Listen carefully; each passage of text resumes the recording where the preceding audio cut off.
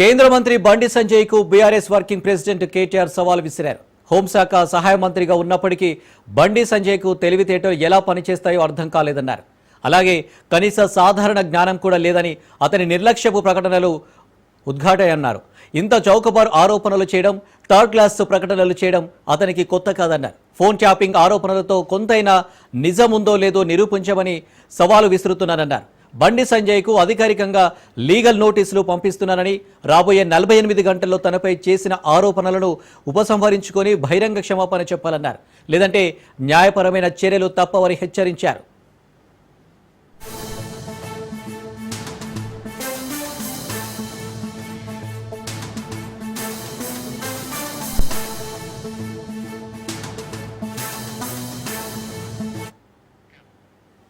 రెడ్డిగా కేంద్ర మంత్రి బండి సంజయ్ కు బీఆర్ఎస్ వర్కింగ్ ప్రెసిడెంట్ కేటీఆర్ సవాల్ విసిరారు. ఇక దీనికి సంబంధించి మరిన్ని డీటెయిల్స్ మా ప్రతినిధి సైదులు లైవ్ లో అందిస్తారు.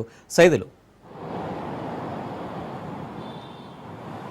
ఎస్ అనిల్, కొద్దిసేపటి క్రితమే కేంద్ర మంత్రిగా ఉన్నటువంటి బండి సంజయ్ కు KTR BRS working president KTR సవాల్ విసిరారు. అయితే ఈరోజు కేంద్ర మంత్రి Bandi Sanjay phone tapping SIT విచారణకి హాజరై తన వాంగ్మూలాన్ని ఇచ్చారు. వాంగ్మూలం ఇచ్చిన తర్వాత బయటకు వచ్చి బండి సంజయ్ మీడియాతో మాట్లాడారు. ఆ సమయంలో బీఆర్ఎస్ పార్టీ పైన, అదేవిధంగా మాజీ ముఖ్యమంత్రి కేసీఆర్ పైన, బీఆర్ఎస్ వర్కింగ్ ప్రెసిడెంట్ కేటీఆర్ పైన ఆయన కొన్ని విమర్శలు చేశారు. ముఖ్యంగా అంటే ఫోన్ ట్యాపింగ్ వ్యవహారం ఏదైతే ఉందో ఆ ఫోన్ ట్యాపింగ్ వ్యవహారం గతంలో ఒక ఎస్ఐబిని ఏర్పాటు చేసుకొని దానికి ఐజీగా ప్రభాకర్ రావు ఉన్నారు. సో ఇది ఓన్లీ ఫోన్ ట్యాపింగ్కి మాత్రమే ఈ యొక్క సంస్థను ఏర్పాటు చేశారనేది ప్రధాన ఆరోపణ బండి సంజయ్ చేశారు.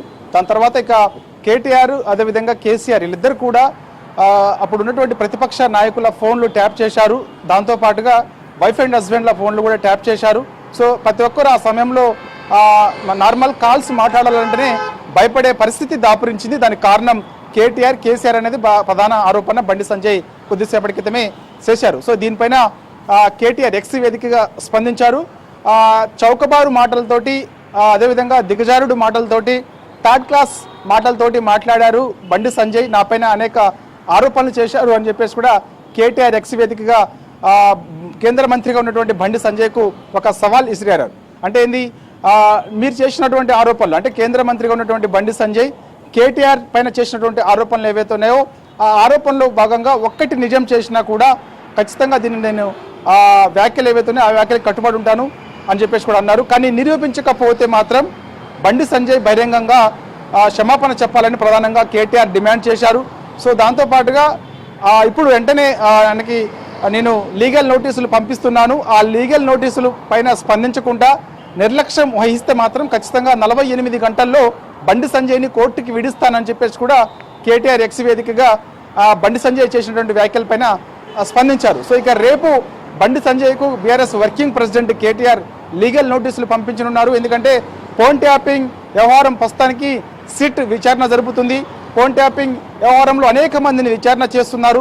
సో ఈ సమయంలో ప్రధాన ఆరోపణలు ముఖ్యంగా కేంద్ర మంత్రిగా ఉన్నటువంటి బండి సంజయ్ ఇటు బీఆర్ఎస్ పార్టీ పైన, అదేవిధంగా మాజీ ముఖ్యమంత్రి కేసీఆర్ పైన, బీఆర్ఎస్ వర్కింగ్ ప్రెసిడెంట్గా ఉన్నటువంటి కేటీఆర్ పైన, అదేవిధంగా అప్పుడు ఇంటెలిజెన్స్ చీఫ్గా ఉన్నటువంటి ఐజీ ప్రభాకర్ రావు, అదేవిధంగా రాధాకృష్ణారావు ఇలా పైన ప్రధానంగా ఆరోపణలు చేశారు. సో దానిలో భాగంగా కేటీఆర్ ఆదేశాల మేరకే అప్పుడు ఫోన్లు ట్యాప్ చేశారు. కేటీఆర్ ఆదేశాల మేరకే వైఫ్ అండ్ హస్బెండ్ల ఫోన్లు ట్యాప్ చేశారు.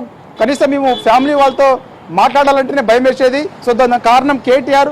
కనీసం ఒకవేళ కూలీ పనులు చేసుకునే వాళ్ళు కూడా నార్మల్ కాల్స్ మాట్లాడాలంటే భయపడేవారు, వాట్సాప్ కాల్స్ మాత్రమే మాట్లాడేవారు అనేది ఆరోపణలు ప్రధానంగా చేశారు. సో దీనంతటికి గల కారణం కేటీఆర్ మాత్రమే అనేది కూడా బండి సంజయ్ ప్రధానంగా కేటీఆర్ పైన ఆరోపణలు చేశారు. కాబట్టి ఈ ఆరోపణలకు సంబంధించి ఘాటుగానే బీఆర్ఎస్ వర్కింగ్ ప్రెసిడెంట్ అంటే బండి సంజయ్ చేసినటువంటి ఆరోపణలనే ప్రధానంగా కేటీఆర్ స్పందించారు, ఘాటుగా స్పందించారు. కాబట్టి సో ఇలాంటి దిగజారుడు మాటలు, థర్డ్ క్లాస్ మాటలు, మీడియాని ఆకర్షించేలా ఓన్లీ వెడ్డింగ్స్ కోసం, స్కోలింగ్స్ కోసం ఇలాంటి ఇంత దిగజారి మాట్లాడు సరైనది కాదని చెప్పేసి కూడా ఆయన అన్నారు. సో ఇకనైనా సరే బండి సంజయ్ చేసిన వ్యాఖ్యలు ఏవైతే ఉన్నాయో ఆ వ్యాఖ్యలకి ఆయన బహిరంగంగా క్షమాపణ చెప్పాలని చెప్పేసి కూడా కేటీఆర్ డిమాండ్ చేసి, సో దానిలో భాగంగా రేపు నేను లీగల్ నోటీసులు పంపిస్తున్నాను.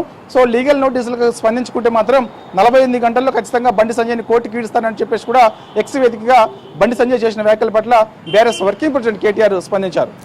సైదులు చూసుకోవచ్చు, ఒకవేళ కేటీఆర్ చేసిన వ్యాఖ్యలకైతే బండి సంజయ్ రియాక్షన్ ఉంటుందా, అంటే ఎలా ఉండబోతుంది? అంటే కేటీఆర్ 48 గంటల్లోపు బహిరంగ క్షమాపణ చెప్పాలంటూ కూడా బండి సంజయ్కి సవాల్ విసిరారు. ఆ లోపు ఏమైనా రియాక్షన్ ఉండబోతుందా బండి సంజయ్ తరపు నుంచి? ఎస్, ఖచ్చితంగా అనిల్. ఎందుకంటే బండి సంజయ్ ఎవరు ట్వీట్ చేసినా, సోషల్ మీడియాలో మాట్లాడినా, లేకపోతే పలానా వాళ్ళు మాట్లాడినా తెలిసినా కూడా చాలా ఫాస్ట్గానే బండి సంజయ్ స్పందిస్తారు. చాలా యాక్టివ్గానే ఉంటారు బండి సంజయ్. సో ఖచ్చితంగా ఇప్పుడు ఎక్స్ వేదికగా బండి సంజయ్ చేసిన వ్యాఖ్యలు, కేటీఆర్ పైన చేసిన వ్యాఖ్యల పట్ల ఇప్పుడు కేటీఆర్ ఎక్స్ వేదికగా స్పందించారు కాబట్టి సో ఖచ్చితంగా కేటీఆర్ ఆ సవాల్ను కూడా బండి సంజయ్ మరి కాసేపట్లో ఎక్స్ వేదికగా స్పందించే అవకాశం ఉంది. లేదంటే మాత్రం రేపు మరోసారి ఆయన మీడియా ముందు కూడా వచ్చి మాట్లాడతారు. సో చూడాలి మరి. ఇక ఖచ్చితంగా లీగల్ నోటీసులు బండి సంజయ్కి కేటీఆర్ పంపిస్తానని చెప్పేసి అన్నారు కాబట్టి సో దీనిపైన బండి సంజయ్ రియాక్షన్ మరి రేపు ఏ విధంగా ఉండబోతుంది? అంటే రేపు మీడియాతో మాట్లాడతారా, లేకపోతే బండి సంజయ్ కూడా తన యొక్క సోషల్ మీడియా ఖాతా ద్వారాగా అధికారిక ప్రకటన ఏమైనా చేస్తారా? కేటీఆర్ ఇచ్చినటువంటి సవాలు, అదేవిధంగా బహిరంగ క్షమాపణ చెప్పాలని ప్రధానమైన డిమాండ్. ఒకవేళ చెప్పకపోతే మాత్రం 48 గంటల్లో కోర్టుకి ఈడుస్తానన్నమాట. ఇవేతున్నాయి. వీటిపైన ఖచ్చితంగా బండి సంజయ్ కూడా స్పందిస్తారు.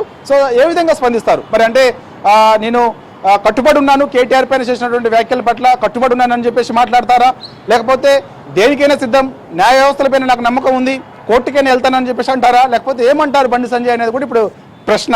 కాబట్టి ఆయన మాట్లాడితేనే తెలుస్తుంది కాబట్టి చూడాలి. ఎందుకంటే గతంలో కూడా కేటీఆర్ పైన మంత్రి కొండ సురేఖ చేసినటువంటి వ్యాఖ్యలు ఏవైతే ఉన్నాయో ఆ వ్యాఖ్యలకు సంబంధించి పరువు నష్ట దావా కూడా కేటీఆర్ నాంపల్లి కోర్టులో వేశారు. నాంపల్లి కోర్టులో ఈ మధ్య కాలంలో చూసాం మనము. ఖచ్చితంగా కేటీఆర్ పైన మంత్రి కొండ సురేఖ చేసినటువంటి ఆరోపణలు నిరాధారమైన ఆరోపణలు అని చెప్పేసి కూడా కోర్టు చాలా స్పష్టంగా చెప్పింది. కాబట్టి సో ఇప్పుడు బండి సంజయ్ చేసినటువంటి వ్యాఖ్యలపైన లీగల్ నోటీసులు బండి సంజయ్కి ఇచ్చిన తర్వాత బండి సంజయ్ రియాక్షన్ ఏ విధంగా ఉండబోతుంది అనేది కూడా మనకి రేపు తెలుస్తుంది. బండి సంజయ్ ఏం మాట్లాడతారు అనేది. కాకపోతే లీగల్ నోటీసులు రేపు కేటీఆర్ పంపిస్తారు. పంపించకపోతే మాత్రం 48 గంటలలో కోర్టుకి ఈడుస్తా అంటున్నారు. కాబట్టి ఫర్దర్గా మరి ప్రస్తుతానికైతే బీఆర్ఎస్ వర్కింగ్ ప్రెసిడెంట్ కేటీఆర్ ఢిల్లీలో ఉన్నారు. ఢిల్లీలో ఉన్న తర్వాత ఆయన సోమవారం లేదా మంగళవారం హైదరాబాద్కు వస్తారు. హైదరాబాద్ వచ్చిన తర్వాత మనకి ఫర్దర్గా ఏ విధంగా బండి సంజయ్ చేసినటువంటి వ్యాఖ్యల పట్ల ఏ విధంగా ముందుకెళ్తారు ఏంటనేది కూడా తెలుస్తుంది. ఒకవేళ కేటీఆర్ స్పందించకపోతే మాత్రం బీఆర్ఎస్ పార్టీ లీగల్ టీం ఉంటుంది. లీగల్ టీం ఖచ్చితంగా దీన్ని ఏ విధంగా ముందుకు తీసుకెళ్లాలి ఏంటనేది దానిపైన కూడా వాళ్ళు ఫర్దర్గా దీనికి సంబంధించి అంటే కేటీఆర్ మన బండి సంజయ్కి నోటీసులు పంపించిన తర్వాత అట్నుంచి ఎటువంటి రిప్లై రాకపోతే మాత్రం ఖచ్చితంగా కోర్టుకు వెళ్ళే అవకాశం కూడా స్పష్టంగా కనిపిస్తుంది BRS party legal team. Right Saidulu, thank you.